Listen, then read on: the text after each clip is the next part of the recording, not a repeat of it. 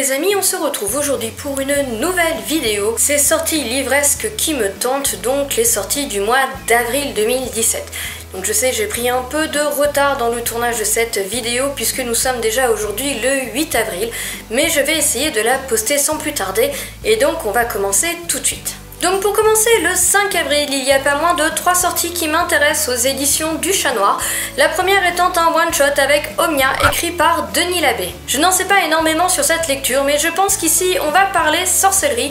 Dans tous les cas, on est à deux époques différentes et dans un monde apparemment un peu différent. Donc une partie du roman va se passer dans le passé, en 1632 si je ne m'abuse, tandis que l'autre partie va se passer dans un léger futur puisque nous serons à Lille en 2021. Alors certes, ces explications sont tout de même assez succinctes, mais savoir que c'est Denis Labbé qui a écrit ce livre me suffit amplement à acquérir cette saga, puisque j'ai lu la trilogie zombie Les Errants écrite par ce même auteur et que j'avais totalement adoré. Donc je vais me procurer Omnia ce mois-ci, puisque de toutes les manières, je risque de voir Denis à Trolls et Légendes. Ensuite, c'est le premier tome d'une trilogie, Octavie d'Urville, qui va toujours paraître aux éditions du Chat Noir et qui cette fois sera écrit par Esther Brassac. Alors c'est un petit peu ici la même chose que pour Denis Labbé. Si ce livre m'intéresse, c'est pour son auteur Esther Brassac, dont j'ai déjà lu un livre paru lui aussi aux éditions du Chat Noir. Les ingrédients qui ont fait la réussite de cette première lecture étaient une imagination débordante ainsi que beaucoup d'humour, et j'espère retrouver tous ces points dans cette nouvelle trilogie. Alors ici nous allons parler de fées puisque nous rencontrons Octavie qui n'est pas moins qu'une fée fantôme, apparemment quelque peu maigrichonne et complexée, mais celle-ci va se sentir obligée d'enquêter sur la disparition d'un de ses amis, ami lui aussi un peu particulier puisqu'il s'agit d'un vampire. Connaissant Esther Brassac, nous allons encore aller dans des chemins auxquels on ne s'attend pas et je pense que ça va être très frais, très drôle, et malgré la couverture noire bien que très jolie, il faut le noter, je pense que c'est vraiment une époque pour sortir ce premier tome de trilogie qui, je l'espère, sera aussi bon que La Nuit des Cœurs Froids. Enfin, la troisième parution qui m'intéresse aux éditions du Chat Noir, il s'agit d'un one-shot, Tragic Circus, qui est écrit à 4 mains entre Cécile Guillot et Mathieu Guibé, donc les éditeurs ni plus ni moins. J'aime beaucoup les deux plumes qui sont ma foi fort différentes et nous emmènent toujours dans des univers eux aussi fort différents, et je pense que la réunification de leurs deux imaginations risque de donner quelque chose de très intéressant puisque Cécile a l'art d'écrire des choses qui sont vraiment très fraîches et qui passent toutes seules, alors que Mathieu lui a plutôt l'art de nous emmener dans des choses beaucoup plus mystérieuses et sombres. J'ai en tout cas hâte de découvrir ce nouveau livre. Alors ici nous allons retrouver le monde du cirque avec Catalina qui est une diseuse de bonne aventure. Je n'en sais pas beaucoup plus puisque la quatrième de couverture reste relativement mystérieuse, mais a priori il y aura aussi de la magie, des faits étranges, et j'ai hâte vraiment de me plonger dans ce one shot sans vouloir en savoir plus avant la lecture. Je fais entièrement confiance à ces deux auteurs pour savoir me surprendre. Ensuite, le 6 avril, c'est toujours une auteure qui me tient beaucoup à cœur, puisque c'est Agnès Marot qui va sortir quelques pas de plus chez Scrinéo. Alors ce livre sera peut-être légèrement différent de ce qu'elle écrit d'habitude, puisque je pense qu'il sera légèrement plus personnel, dans le sens où Agnès va nous livrer un personnage qui en fait a un handicap. Je ne sais plus exactement lequel, mais je sais que cette adolescente est donc condamnée entre guillemets à passer le reste de sa vie à béquille. Quant à sa grande sœur Kay, qui a toujours été on va dire le pilier des deux, elle est en pleine descente aux enfers et donc Sora va se sentir obligée d'être forte pour les deux et réussir un petit peu à remonter le moral des troupes si j'ai bien compris, et pour cela nous allons avoir une touche de fantastique puisque ces deux personnages ont en fait des origines navarro, et je pense donc qu'on va y retrouver un petit peu tout ce folklore et cette magie pour le côté fantastique. Je pense donc que nous allons avoir un superbe combo entre un livre fantastique et aussi une tranche de vie avec une auteure qui se livre un petit peu sur les gens qui sont obligés de vivre avec une maladie dans la vie de tous les jours. Étant concernée personnellement par ce cas, cette partie-là de l'histoire m'intéresse vraiment. Ça va être très intéressant pour moi d'avoir un petit peu un autre point de vue sur cette façon en fait de voir les choses et d'appréhender finalement une sorte de handicap. Le même jour va paraître chez Lumen The Heavy Cheese le tome 1 avec les flammes du destin, et écrit par Sarah Roffley. Je ne suis pas sûre de ne pas complètement trucider le nom de cette pauvre auteure, mais comme en fait j'ai mon petit carnet et que j'ai écrit à la main et que j'écris particulièrement mal, je ne suis même pas sûre d'être capable de me relire. The Effigy, je ne sais pas exactement de quoi ça parle, sauf qu'on va y trouver retrouver ici des jeunes femmes qui sont dotées de pouvoirs liés aux 4 éléments. Et leur rôle sur Terre est tout simplement de protéger l'humanité contre les spectres. Alors oui, je dis tout simplement, mais à mon avis, c'est plutôt quelque chose d'assez difficile. En tout cas, j'ai hâte de me plonger dans ce premier tome. Je ne sais absolument pas s'il s'agit d'une trilogie, d'une duologie ou plus, mais c'est pas grave, il est très tentant et j'ai vraiment hâte de voir ce que ce livre a dans le ventre. Enfin, dernière sortie pour ce 6 avril, donc en fait qui est déjà paru à l'heure où vous regardez cette vidéo et même à l'heure où je la tourne. Il s'agit de Nightfall et paru chez Pocket Jeunesse. Il s'agit ici aussi a priori d'un roman à 4 mains puisque les auteurs sont Jake Halpern et Peter Kujavinsky ou quelque chose qui s'en rapproche. Alors ici, je ne sais pas non plus grand chose de ces livres, mis à part qu'à 14 ans de clarté vont succéder 14 ans d'obscurité, que les gens vont quitter leur village, sauf 3 personnes qui vont décider d'y rester, 3 adolescents je suppose, et finalement elles vont se rendre compte qu'elles n'auraient peut-être pas dû rester. J'ai donc hâte de découvrir ce qui va arriver dans ce village une fois l'obscurité arrivée. J'ai hâte de voir s'il s'agit de créatures ou de toute autre chose. La 4e de couverture reste totalement mystérieuse et moi ça me parle, ça me donne envie. Et là encore c'est une sortie que j'attends avec beaucoup d'impatience. Le 12 avril, c'est certainement la sortie que j'attends le plus de ce mois puisqu'il va s'agir du jour de sortie du 3e tome de Red Queen qui est King's Cage, écrit par Victoria Aveyard et paru aux éditions MSK. Alors est-il vraiment encore besoin de parler de Red Queen? Je vous le demande puisque cette saga est juste un véritable chef-d'œuvre. J'ai totalement adoré les 2 premiers tomes et j'ai donc hâte de me plonger dans ce tome 3. Et si je ne m'abuse, la série devrait en contenir 4, mais là ce que je dis est à prendre avec des pincettes. Donc nous sommes ici dans un monde en fait qui mélange un petit peu la fantaisie et aussi la dystopie, puisqu'ici nous sommes dans un monde où le peuple est divisé en 2 catégories.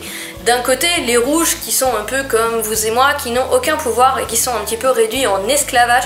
Oui, on y retrouve ici un peu le côté dystopique avec quelques éléments décalés, puisqu'on a un peu l'impression d'être dans un monde assez moyenâgeux, sauf que parfois vous voyez que le personnage va prendre son sac à dos par exemple. Et la seconde moitié de ce peuple, il s'agit des argents qui ont en fait des pouvoirs qui vont donc régner sur les rouges, et ces argents vivent en fait dans des villes et ont une façon de vivre qui est beaucoup plus apparentée à la fantaisie, puisque vous avez des palais de verre, vous avez de la magie, etc.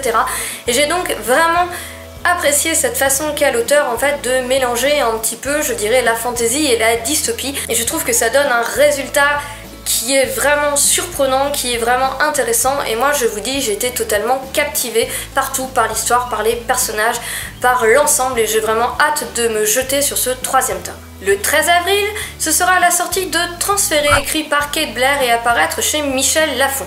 A priori, il s'agit d'une dystopie dont j'ai peu entendu parler, mais la 4e de couverture m'a beaucoup intriguée, je l'ai donc notée sur ma wishlist. Nous sommes donc dans un futur proche où les maladies sont soignées entre guillemets, car elles sont transférées sur les criminels. Sauf que les criminels, je pense pouvoir deviner facilement qu'ils ne sont pas tous toujours aussi mauvais que ce qu'on veut bien nous faire croire, et finalement je pense que l'on va découvrir un petit peu une partie du peuple opprimé à travers en fait la rencontre de Talia qui fait partie des personnes aisées entre guillemets et qui va rencontrer à l'hôpital le personnage de Galien qui vit dans les ghettos et qui fait donc partie de ces dits criminels. Je n'en sais pas beaucoup plus, je ne sais pas où ça va nous mener, simplement j'aime beaucoup les dystopies et j'ai donc hâte de voir ce que ce livre a dans le ventre. Le 14 avril, Denis Labbé va nous signer une 2e sortie pour ce mois, puisque chez Sema Éditions va paraître Projet Cornelia, et qui donc en fait est le premier tome d'une saga qui fait suite aux Errants, donc cette trilogie qui est parue tout simplement aux éditions du Chat Noir il y a déjà quelques temps. Je ne peux pas vous dire si Projet Cornelia peut se lire indépendamment des Errants, je vous le dirai à l'update lecture. On peut supposer que oui, il peut se lire indépendamment puisqu'il est paru dans une autre maison d'édition. Après, on peut aussi supposer que de lire les Errants avant Projet Cornelia ne peut qu'enrichir cette lecture et ne peut être qu'un plus dans tous les cas. En tout cas, je suis totalement ravie puisque je ne vous le cacherai pas, Cornelia a été mon personnage préféré de la trilogie des Errants, donc savoir qu'on va pouvoir la suivre et continuer à suivre ses aventures dans une nouvelle en fait série sur les zombies, pour moi ce n'est que du bonheur, ce n'est qu'un jackpot.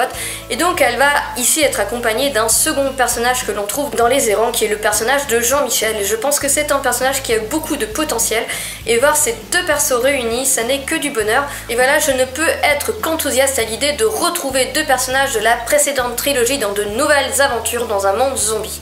Ce même jour, CMA Édition va nous offrir une deuxième sortie écrite par J.B. Leblanc et Frédéric Livin, ou Livins, je ne sais pas comment il faut le prononcer, et dont le titre c'est Le miroir au damné ou Le miroir du damné, vu qu'encore une fois j'ai tellement mal écrit que je ne sais pas me relire. Alors ici apparemment nous sommes plus dans de l'horreur, avec un village qui va être en proie à des meurtres totalement sanglants et qui vont faire ressortir peur et paranoïa au sein de toutes les habitations. Sincèrement, ce livre m'intrigue, la couverture m'intrigue. CMA Édition est une maison d'édition que je ne connais pas, que je pense pouvoir rencontrer à Trolls et Légendes, et donc je vais essayer de revenir aussi avec ce titre afin de découvrir aussi bien les auteurs que le titre que la maison d'édition, même si je pense que je ferai passer Projet Cornelia avant. Le 19 avril, c'est Aussi libre qu'un rêve, écrit par Manon Fargueton et qui va paraître aux éditions Castelmore. Nous sommes encore ici dans un monde dystopique où a priori, eh bien c'est la loi des dates de naissance qui régit votre accès au métier, et donc apparemment si vous naissez en janvier ou en décembre, vous n'avez pas du tout accès au même métier, donc au même train de vie entre guillemets. Et ici nous allons rencontrer deux sœurs jumelles qui sont nées évidemment le 31 décembre et le 1er janvier, je vous le mets dans le mille. Alors j'ai vraiment hâte de découvrir cette nouvelle sortie puisque Manon Fargueton est quelqu'un qui a une plume vraiment intéressante. Je n'ai pas encore découvert ce roman de fantasy, mais je l'ai découvert dans d'autres de ses parutions et j'ai vraiment hâte, moi amatrice de dystopie, de découvrir ce nouveau livre. Ensuite c'est Hachette qui va nous offrir un nouveau titre avec La Cave, écrit par Natasha Preston. Alors La Cave est un thriller où nous allons en fait rencontrer trois filles qui sont enfermées et séquestrées par un psychopathe du nom de Trèfle. Et nous allons aussi rencontrer Summer qui malheureusement pour elle va croiser la route de Trèfle. Sauf que Summer ne paraît pas avoir très envie de laisser Trèfle prendre le dessus sur elle. Et donc nous allons suivre tout un thriller, peut-être en huis clos, je ne sais pas trop. Mais c'est un titre qui me tente vraiment. C'est un thriller qui a l'air très intéressant et que je vais me procurer, je ne sais pas quand, mais je me le procurerai un de ces quatre. Le 20 avril, c'est Gallimard qui va nous offrir une nouvelle sortie avec Les Sorcières du Clan du Nord, le tome 1 est écrit par Irena Brignol. Je ne sais absolument pas de quoi parle ce livre, mis à part qu'on parle de dessinées bouleversées et de sorcellerie. Alors certes c'est pas beaucoup, mais je vais être honnête, la couverture a largement suffi à me faire m'intéresser à ce livre. Donc eh bien je n'en saurai pas plus et je l'achèterai sans en savoir plus. Au meilleur des cas, je lirai ou j'écouterai quelques avis sur cette lecture avant. Ensuite, le 20 avril, c'est aussi le jour de sortie du nouveau livre de la collection électrogène de chez Gulfstream avec Le Fer au cœur, écrit par Johan Elio. Enfin encore, je ne sais pas vraiment de quoi cela parle, mais c'est une collection que j'aime beaucoup, la couverture est magnifique, je sais qu'on va avoir affaire à du steampunk et à un univers souterrain, je n'en sais pas plus, mais ça me suffit largement, et encore une fois, eh bien comme d'habitude, ce livre aura donc la tranche, je crois qu'elle est beige pour celui-là, ou marron, la couverture est magnifique, les livres de la collection électrogène en général sont super originaux et très intéressants, donc je vais leur faire confiance et me procurer cette nouvelle sortie. Enfin, le 20 avril va paraître le troisième et dernier tome du Magisterium écrit par Holly Black et Cassandra Clare. Donc Cassandra Clare qui est l'auteur de The Mortal Instrument et Holly Black qui n'est pas moins que l'auteur de The Spiderwick. Alors je n'ai toujours pas commencé cette trilogie et pourtant vu les auteurs, vu l'histoire, vu tout ce qui va se passer, ça me tente réellement, donc voilà, je la note quand même si évidemment comme je n'ai pas encore lu le tome 1, je ne vais pas me le procurer tout de suite, mais je suppose que plusieurs d'entre vous sont déjà à jour dans cette trilogie et donc vous pouvez noter que cette série verra sa conclusion sortir donc ce 20 avril. Enfin, nous allons terminer avec le dernier tome qui me tente pour ce mois d'avril, avec le 20 avril, la sortie du 9e tome de Mercy Thompson, dont je n'ai pas noté le nom et dont je n'ai pas noté le résumé, puisque en fait, rien que de savoir que c'est un Mercy Thompson, ça me suffit. Alors moi, je suis loin derrière dans la série, puisque j'en ai lu que 3, donc j'ai vraiment le temps. Mais voilà, pour ceux qui sont pareil, encore une fois, plus à jour que moi, c'est une date à noter. Nous en sommes donc au tome 9, je ne sais pas combien de tomes la série va comporter, je ne sais pas s'il s'agit du dernier ou pas. En tout cas, je trouve trouve que c'est une série qui est totalement excellente, une série d'urban fantasy où nous allons donc rencontrer Mercy qui est une changeuse et qui peut donc se transformer en coyote. Et à part cela, eh bien, elle vit pas mal d'aventures et de mésaventures tout au long de ces tomes dans ce monde où nous avons des fées, nous avons des vampires, nous avons des métamorphes.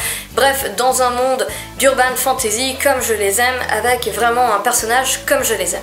Et bien voilà les amis, j'en ai fini pour cette nouvelle vidéo avec les sorties livresques du mois d'avril qui m'intéressent. N'hésitez pas à me dire en commentaire si certaines de ces sorties vous interpellent ou si vous en avez noté d'autres que moi-même je n'ai pas noté. N'hésitez pas à me laisser un petit pouce bleu si cette vidéo vous a plu et que vous voulez que je continue à vous les tourner. Et en attendant, je vous souhaite à tous une très belle journée, de très belles lectures et je vous dis à bientôt. Ciao, bye!